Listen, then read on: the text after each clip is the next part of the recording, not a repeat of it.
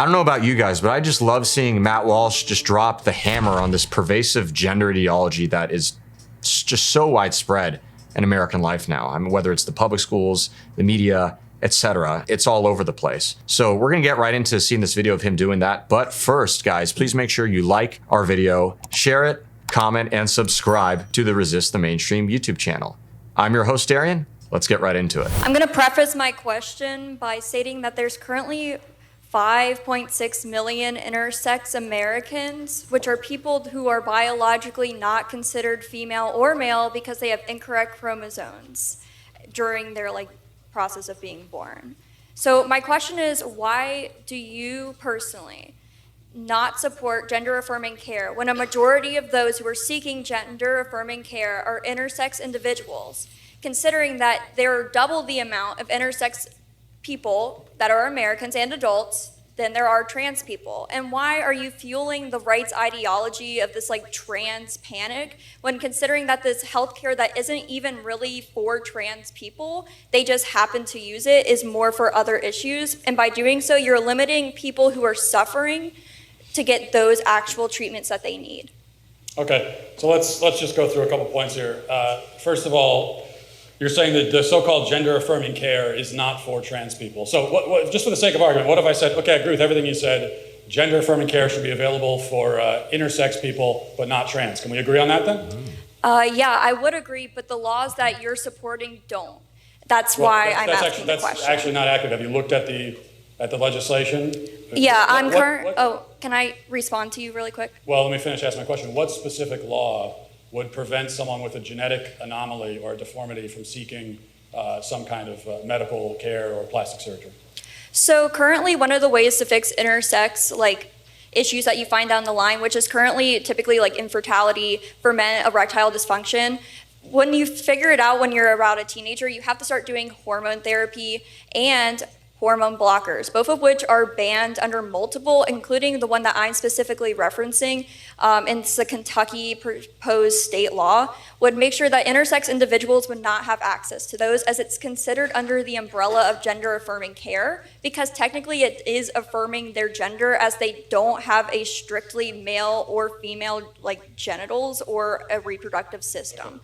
I have to confess, I'm skeptical of your reading of the Kentucky law. I have not read the exact language of that law myself, so I can't say for sure that you're wrong about that. What I do know is that, what I can speak to is the Tennessee law, for example, where I'm from, which bans these procedures, castration, mutilation, specifically mentions that if someone has an actual valid medical issue, then obviously they don't apply. It's the same thing as, we should ban cosmetic double mastectomies for gender confused women. Obviously, if you have breast cancer, you need a double mastectomy, then you would not be forbidden from getting that. It's very easy to write that language into the law. Now, that's the first thing. Going to your point about intersex, a couple of points here, a couple of things you said that I think aren't true. The first is you said, how many intersex people? There's currently, the United States clarifies in their census that there's 5.6 million Americans, which is double the amount of trans adults in the. Hold up. If we're following what she said here, she was just saying that basically 5.5 million Americans are split down the middle and don't have a gender. And they're not even transgender, as that term people uses. Press X to doubt. You guys know what that means? Yeah, anyways. States. 5.6 million. Do you know how, for that figure, to arrive at that figure, do you know how intersex is defined? Yes, intersex is defined as either having a chromosomal, here I actually have the exact definition pulled up on my phone from the US Census, because I wanted to make sure. It includes people with an extra or missing sex-linked chromosome, those born with other physical variations that don't fit into the categories of male or female. This is seen as someone who has breast, but also has a penis. Yeah. The issue is that the caveat there about other physical variations. So one thing that you should be aware of is that the actual number of intersex people has been, over the years, drastically inflated. And one thing that they've done is they've included, for example, a male who has an abnormally small penis size, for example, can be included as intersex under current definitions of the term. So what they're doing is they're taking people to sort of inflate the number of intersex people. They're taking people who their biological sex is very clear, but there might be some variances in their body, and then they're saying, well, that's intersex too. And I think the reason that they're doing that is, well, it kind of goes right to this conversation now, that the existence of intersex people is judged as very convenient for trans people in the LGBT movement. It's why they've included intersex in the pride flag, even though by your own accounting, intersex has nothing to do with gay pride, trans, got nothing to do with it. It is a genetic anomaly, it is a physical deformity, it's a defect, it's a disease, whatever words you want to use. That's what it is. It's got nothing to do with any of that. So there is a concerted effort to inflate those numbers because they find them useful. Quick point there that I think is important to make, in addition to all the good stuff Walsh said. But this girl's whole argument is premised, essentially, we need to have gender-affirming care for intersex people. That's at least the implication of it. And that these laws that Walsh and many other conservatives oppose against so-called gender-affirming care, Orwellian term, by the way, prevent these intersex people from getting this treatment, allegedly. But if you look in practice, that's just not true. Assuming this premise of intersex is correct, which I don't agree that it is, let's just say it is, look at what they're pushing on kids in the public school system, and that really tells you all you need to know. Dallas Public Schools, for instance, also known as Dallas Independent School District, it's the second largest school district in all of Texas, okay? They got caught passing out documents. It was literally an LGBTQ plus, it's hard to say, it's such a ridiculous term, LGBTQ plus guide on transitions, okay? They were passing this out to students, many of whom are literally elementary school students or middle school students, okay? We're talking kids from 6 years old to 13 years old, that kind of range.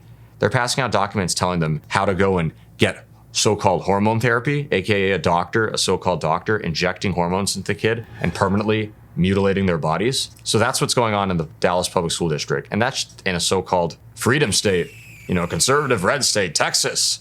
Some people will even argue that Dallas is a conservative city. And that's going on. Point being, if they're handing out these documents to children who are around 12 years old, saying this is how you got to transition and all this, these aren't a bunch of intersex children. We all know that. So let's keep going. Last point. It's not that intersex people are not their own sex. Okay, you said that they wouldn't count as male or female. That's not correct. There are only males and females in the human species. There is no third sex. No biologist worth his salt would recognize any third human sex. It can't be defined, it can't be named. An intersex person, an intersex individual is a man or a woman whose biological sex, for this small minority of people, is harder to determine because of genetic anomalies that may affect, for example, their sex organs. But they're still male or female. Okay, there are only male or female gametes, ova or sperm. That's all that there are. There are no other options. How many people in your life have you met who are literally a 50-50 split of male and female? Truly intersex, as this premise is described here. The answer is none, obviously. And if you're answering otherwise, there are one of two possibilities. One, you're a liar. Or two, you're an alien life form of some kind. And yeah, probably those UFOs that Tucker Carlson and some other people are talking about, you might be implicated in that. So watch out. Let's keep going. You see what I'm saying? Yeah, can I ask a follow-up question really quick then? Sure. So, Someone said no, but I'm going to say yes.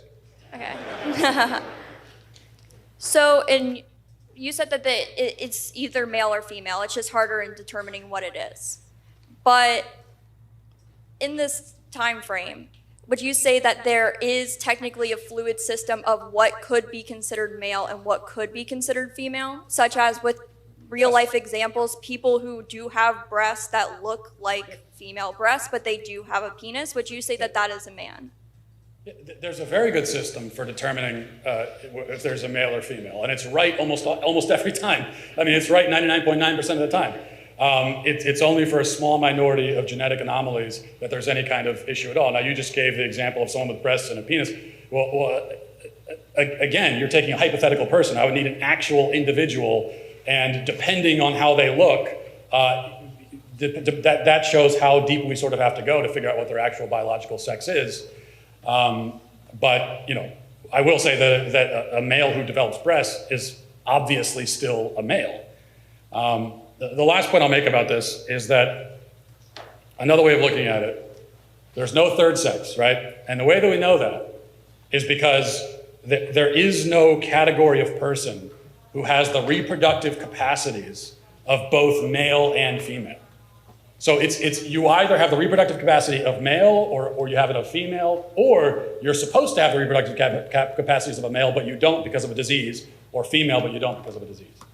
A third sex category, I suppose, would be someone who has both reproductive capacities. If you were to find somebody like that, well, now you have identified a true third sex individual, someone who does not fall under the category of either male or female.